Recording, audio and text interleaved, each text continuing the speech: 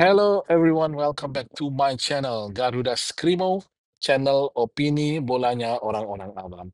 Nah, hari ini saya ingin membahas sedikit mengenai perkiraan skuad U23 karena Indonesia akan sebentar lagi akan menjalani, tidak lama lagi akan menjalani juga Piala AFF U23 dan tim akan dipimpin oleh Gerald Vandenberg, ya, legenda sepak bola Belanda yang adalah pelatih U23 kita, dan saya ingin memperkirakan, starting eleven dan beberapa pemain-pemain yang akan menjadi backup ya, tapi tidak sebuah squad penuh. Eee, nah, seperti yang kita sudah memang lihat, eee, bahwa, sudah sering, Indonesia bertarung dengan pola 3-4-3 atau 3-5-2, tapi saya kali ini, mengusulkan atau memperkirakan bahwa, Gerald Vandenberg itu akan memakai, eee, pola 4-3-3 ya, 4-3-3, karena memang kebiasaan dia. Dan bagi saya tidak ada masalah mungkin, karena Indonesia punya 2 back kiri dan kanan yang sangat baik, ya, sangat baik, dan juga, pemain tengah yang saya usulkan ini lebih sering bermain dengan pola 4 back daripada 3 back. Jadi di bawah Mister sudah pasti, satu nama yang sedang hot, Cyrus Margono. Saya yakin Cyrus Margono akan menempati posisi Mister karena usia masih 23, belum 24, dan di belakangnya pemain-pemain cadangan mungkin, akan ada, Cahya Supriyadi, mungkin juga, Ikram Al-Ghifari, kita belum tahu, tapi mungkin kemungkinan besar Cahya Supriyadi dan Andi dari PSPS itu akan kemungkinan masuk dalam, 3 ini ya. Bisa juga Dava Fasya ya, Dava Fasya. Jadi ada kemungkinan-kemungkinan tersebut.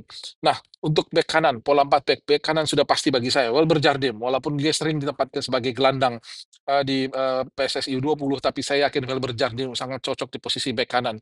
Sangat baik ya, untuk posisi bek kanan ini. Kemudian di bek kiri ada Doni Tri Pamungkas ya. Siapa lagi kalau bukan Doni Tri?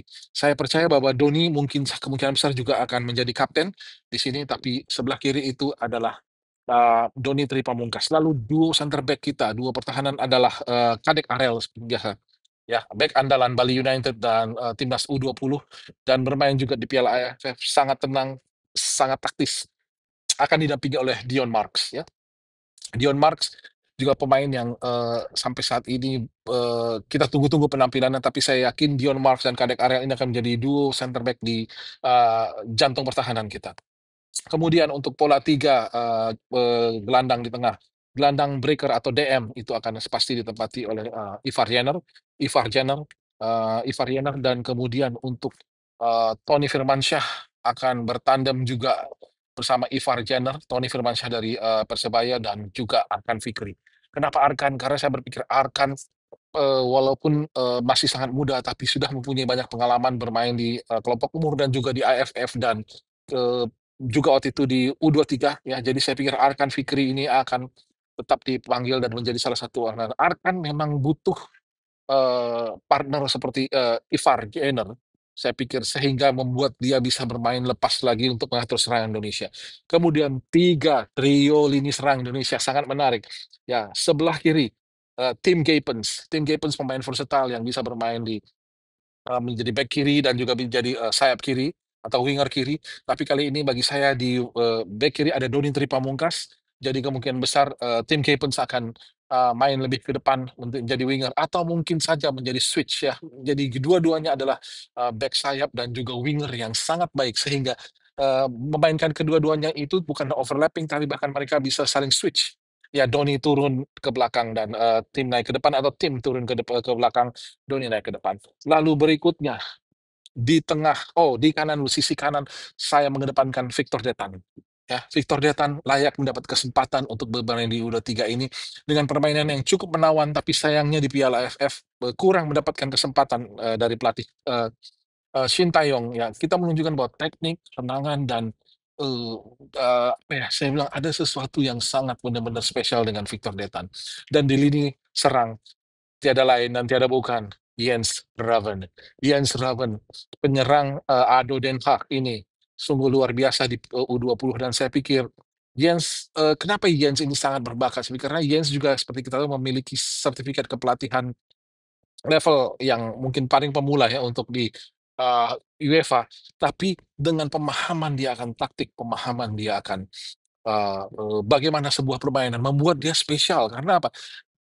Hampir 100% kemungkinan besar dia bisa menjalankan instruksi pelatih atau bahkan memberikan masukan, ya feedback yang baik dalam keadaan di lapangan kepada pelatih, sehingga pelatih bisa menemukan atau meramukan taktik-taktik yang baru. Inilah spesialnya Jens Raven ya.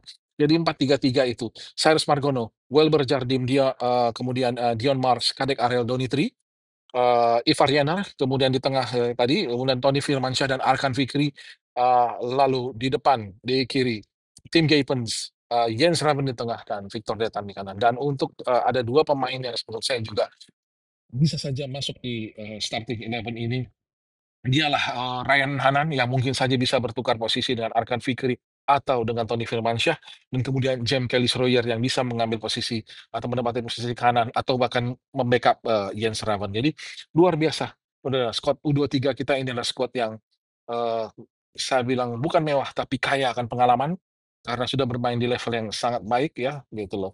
Seperti pemain seperti Kelly, seperti Kelly itu juga sudah bermain di level senior dengan PSPS Biak dan penampilannya cukup impresif musim ini. Nah, inilah dia, starting 11, eee, perkiraan saya untuk squad U23 dan kemungkinan pemain-pemain ini besar ini pemain ini akan dipanggil. Kita menunggu rilis dari PSSI, secepatnya, dan jika ada rilis saya akan memberikan lagi video tanggapan saya sesuai dengan apa yang saya sudah berikan hari ini. Terima kasih sudah menonton video saya. Mohon, bantu kembangkan channel ini, teman-teman boleh like videonya, boleh subscribe channel-nya, atau sebarin ke teman-teman, yang lain yang mungkin bisa juga mendapatkan masukan dari video ini. Terima kasih, dan until next time.